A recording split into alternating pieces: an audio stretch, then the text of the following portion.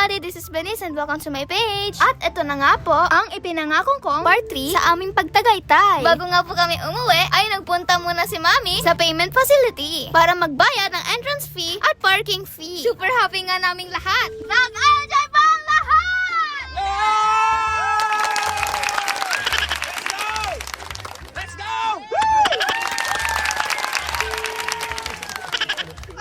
Nag-enjoy kami! Yay! Let's go na!